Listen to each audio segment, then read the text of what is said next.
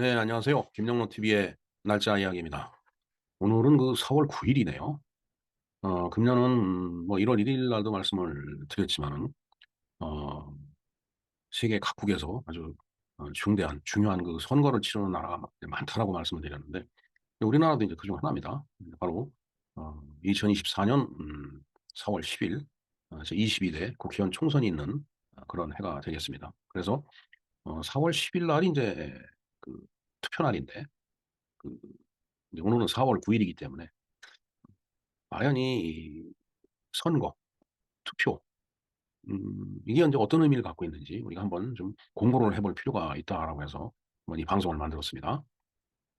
자, 선거. 선거는 고를 선자에 들자, 들것자입니다. 그러니까 후보자로 나온 사람을 이렇게 그 중에서 하나를 골라갖고 들어 올린다라는 얘기죠. 즉 당선이 된다라는 그런 얘기가 되겠습니다. 영어로는 그 엘렉션이죠. 예. 자, 선거라는 것이 이제 어떤 의미를 갖는 건지 한번 쭉 살펴보도록 하겠습니다. 자, 선거는 어떤 나라나 지역, 또 어떤 조직, 단체 또는 기관 등을 대표하는 자 등을 그의 구성원이 스스로 의사표시, 즉 의사표시라고 하는 것은 투표입니다. 의사표시를 하여 선출하는 것을 의미한다. 자, 그러니까 투표는 의사표시, 내가 누구를 선택할 것인가를 하는 행위가 투표고, 선거라고 하는 것은 그 표시에 의해서 가장 많은 표를 득표한 사람이 당선이 된다는 그런 그 이제 의미의 차이가 있죠. 우리가 흔히 뭐, 야, 선거하는 날, 투표하는 날 이렇게 이야기를 해서 거의 비슷한 의미로 쓰고 있지만은 사실 의미로 와서 그런 차이가 있습니다. 자, 그 다음에 이제 투표라고 하면 개표를 하게 되죠. 이 10개자의 표자인데, 그러니까 이렇게, 그 구성원, 즉, 국가로 얘기하면 유권자가 되겠습니다. 국민이에요. 투표권이 있는 국민, 즉, 유권자가 되는 거죠. 그 구성원이, 위와 같은 방식으로 이렇게 의사표시를 한 그 표들을 갖다 쭉 모아갖고, 그 중에서 누가 표를 제일 많이 받았는지 그걸 확인하는 과정이 바로, 음, 개표가 되겠습니다. 그 결과를 확정짓는다라고 하는 것은, 누가, 그 해당 선거의 당선자가 되느냐, 이걸 그 의미하는 거죠. 자, 근현대의 그 민주주의에서 가장 이게 이 투표행위라고 하는 것은, 선거행위라고 하는 것은 기초적이면서 또 핵심적인 그런 내용이 되겠습니다. 그다음에 이제 남녀노소 구분이 없죠. 직업에 또 사회적 어떤 계급이나 계층의 차이를 가리지 않고 모두가 평등하게 정치에 참여할 수 있다라는 음 그러한 어떤 이상을 실현할 수 있는 가장 효과적인 수단이 바로 이 선거, 투표다라는 그런 얘기가 되겠습니다. 그래서 인제 정당한 선거로 인해서 당선된 사람한테는 음 정통성이 부여가 되는 거죠. 음 그러니까 뭐 무력에 의해서 아니면은 뭐 깡패를 동원해 갖고서 어떤 그 권력을 차지했다. 그건 정통성이 없는 거죠.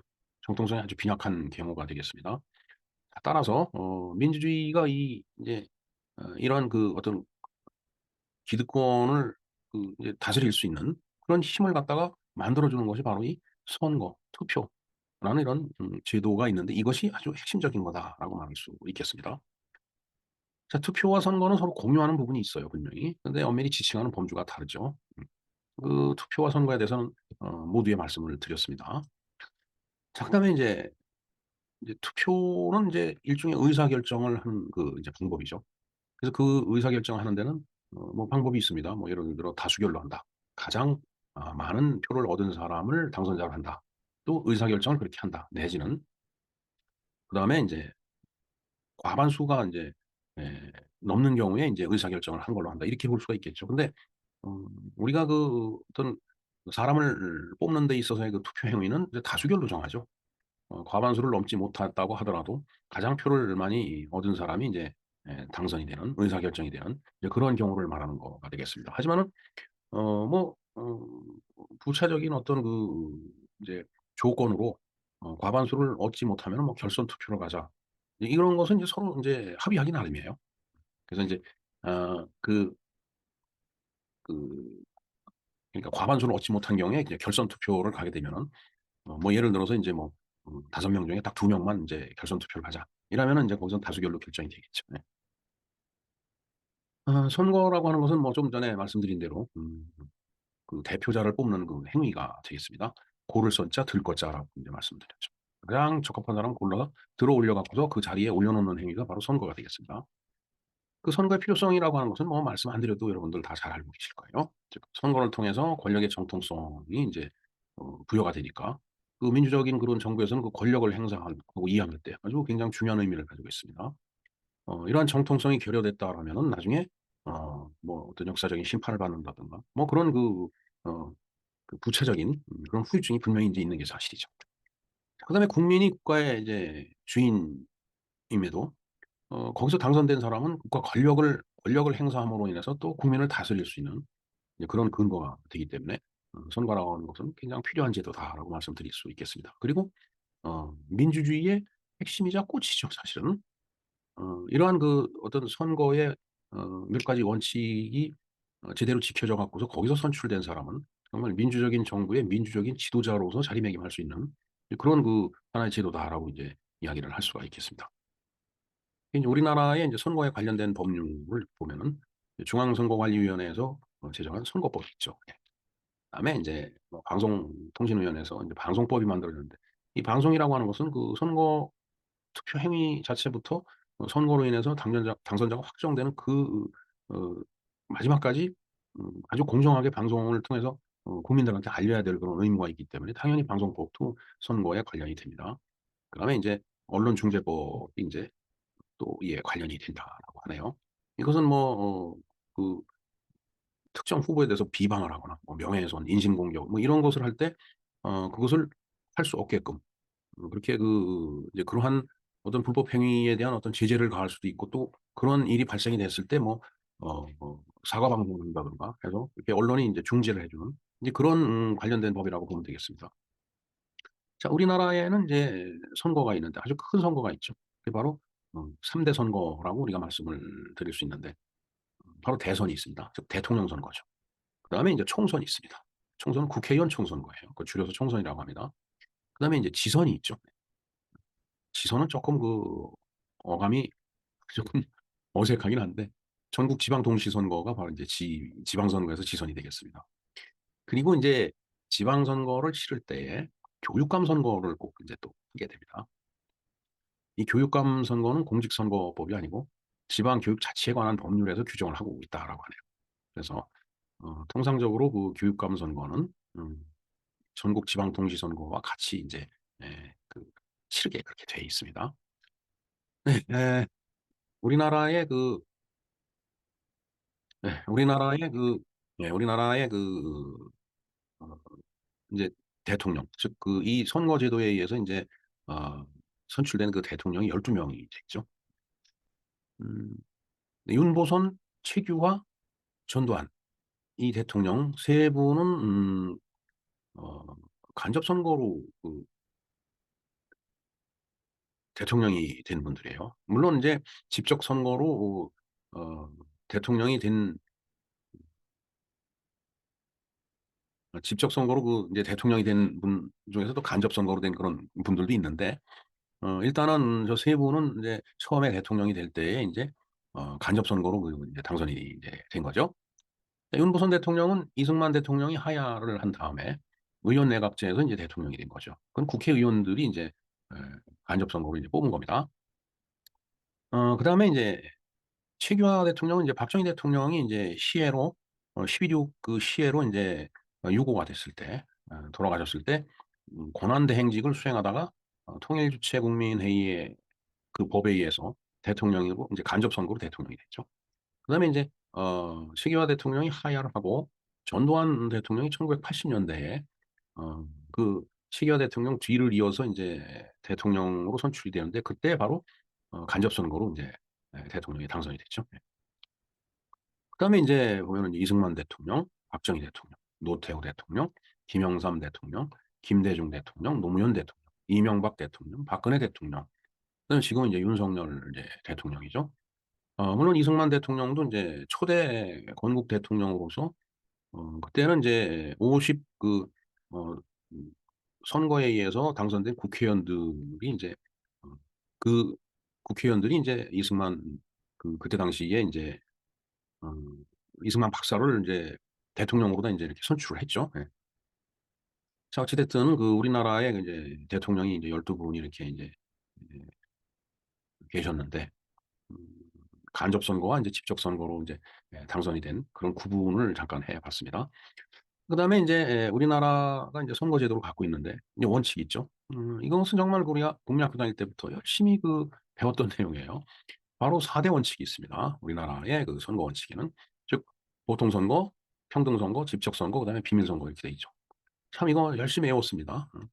정말 저걸 외울 때는 저 4 가지 원칙을 지키지 않으면은 음 '당선자로서의 의미가 없다.'라고 생각이 들 정도로 인제 저 원칙을 달달달달 머릿속에 외웠는데 예 뭐 좀 뒤에 또 자세한 이야기를 하기로 하고 보통선거라고 하는 것은 성별, 인종, 종교, 빈부, 계급 이거에 관계없이 일정 연령 이상이 되면은 국민에게 인제 투표권을 보장하는 선거가 바로 보통선거가 되겠습니다. 뭐 남녀를 차별한다든가 그다음에 인종을 차별한다. 종교가 달라서 뭐 누구는 어느 종교를 믿는 사람은 투표권 없다든가 이런 게 아니다라는 얘기예요. 그리고 가난한 사람은 뭐 투표권이 없다. 이것도 말이 안 되죠. 아니면 너무 돈이 많은 사람은 투표권을 박탈한다. 뭐 이래서는 안 된다라는 얘기예요. 뭐 계급도 마찬가지입니다. 뭐 고위공직에 있는 사람한테는 뭐 투표권을 주고 아니면 저 거렁뱅이한테는 투표권이 없다. 이렇게 할 수는 없는 거다라는 얘기예요. 그러니까 국민 모두에게 투표권을 보장한다는 의미가 바로 보통선거가 되겠습니다. 그리고 이제 평등선거는 어 1인 1 표다. 부자도 한 표, 거지도 한 표. 그다음에 여자도 한 표, 남자도 한 표. 바로 이게 평등선거가 되겠습니다. 그리고 직접 선거다라는 얘기죠. 그건 유권자가 직접 자신의 의사를 갖다 선거 행위를 함으로 인해서 그러니까 투표를 함으로 인해 갖고서 어떤 후보자를 갖다 뽑는 그런 방식이 바로 비직접 선거가 되겠습니다. 다른 사람이 내 의사를 대신해서 내 표에다가 기표를 해 갖고서 투표함에 집어넣을 수는 없다는 얘기예요. 그건 부정선거가 되겠습니다 바로. 아주 횡행하고 있죠 이게. 그다음에 인제 비밀선거. 내가 누구한테 투표를 했는지는 다른 사람이 알지 못하게 하는 게 바로 비밀선거죠. 비밀이 보장되는 거예요. 내가 누굴 찍었는지 모르는 겁니다. 음 그러나 어 인제 저런 것들이 다 알려진다라고 해서 인제 지금 문제가 많이 되고 있죠. 예. 네. 그래서 아까도 말씀드렸지만은 뭐 우리나라의 선거 종류를 보면은 대통령 선거가 있습니다. 그리고 대통령은 중임이 안 돼요. 지금 단임입니다. 우리 제도가. 임기가 5 년이고 선거 기간이 23 일입니다. 이 선거 기간은 이제 본선거 기간을 이야기하는 거예요. 예비 후보로서의 기간을 제외하고. 그다음에 이제 국회의원 선거는 이제 중임이 가능합니다. 뭐 옛날에 음 삼김 씨 같은 경우는 8 선 9선 막 이렇게 했죠. 네. 국회의원 임기는 4 년이 되겠습니다. 그다음에 선거 기간은 14 일이 되겠습니다. 그래서 어 14 일에 선거 기간이 인제 쭉 진행이 되는데 바로 이제 오늘이 마지막 전날 마지막 날이에요 그러니까. 왜냐하면 4월 10일 날 모든 국민이 나가서 투표장에서 투표를 하기 때문에 선거 기간으로서 마지막 날이 오늘이다라는 말씀을 드려야 될 것 같습니다. 지방자치단체 선거 이게 단체 장이 있습니다. 예를 들어서 뭐 서울시장, 경기도지사 그다음에 인제 무슨 구로구청장 그다음에 뭐 안양시장 이런 경우에는 3선 이상은 할 수가 없습니다. 3번 당선이 되면 그다음에는 인제 피선거권이 없는 거죠 인제. 그다음에 인제 임기는 4 년이고 선거 기간은 마찬가지입니다. 그다음에 인제 지방의원 선거가 있죠. 지방의원 선거도 중임은 가능합니다. 이건 뭐 밀선까지 할 수가 있어요. 임기는 4 년이고 그다음에 교육감 선거도 인제 3 선까지만 가능합니다. 예. 교육감도 임기는 4 년이 되겠습니다. 자 그래서 대선 및 총선은 바로 헌법에서 규정을 하고 있죠. 그다음에 지방선거는 지방자치법에서 인제 규정을 하고 있습니다. 그다음에 지방교육자치에 관한 법률이 바로 교육감을 인제 선출하는 데 인제 관련된 법률이 되겠습니다. 교육감 하면은 광역자치단체에는 전부 교육감이 있죠. 뭐 예를 들어서 경기도 교육감, 서울시 교육감, 그다음에 뭐 충청도 교육감 그런 식으로 교육감들은 바로 이 지방교육자치에 관한 법률에 의해서 어 선출이 되는 그런 선거라고 보시면 되겠습니다. 자 뭐 개략적으로 우리가 이렇게 우리나라의 선거 제도에 대해서 알아봤는데 모두에도 말씀드렸지만은 인제 내일이 바로 22대 국회의원을 선출하는 총선거일이 인제 되겠습니다. 그런데 우리에게 인제 사전 투표라는 제도가 생겼습니다. 어 이것은 전에는 보면은 인제 부재자 투표라는 게 있었는데 저도 군에 있을 때 이 부재자 투표를 했습니다. 왜냐하면은 군에 있으니까 자기 고향까지 가서 찍을 수가 없으니까 어 주민등록지를 가서 찍을 수가 없으니까 이건 인제 부재자 투표로서 투표를 할 수밖에 없겠죠. 네. 이 부재자 투표가 좀 변형된 것이 바로 사전 투표라고 얘기할 수 있는데 그렇다고 해서 꼭 그것도 아닙니다. 아주 그 이상한 형태의 그 인제 투표 양식이 이렇게 지금 만들어져 있는데, 음 어찌 됐든 이 사전 투표라는 것이 인제 그 만들어짐으로 인해서 이게 이틀간 지속되거든요. 그러니까 본 투표일하고 합치면은 투표를 3 일간 하는 겁니다.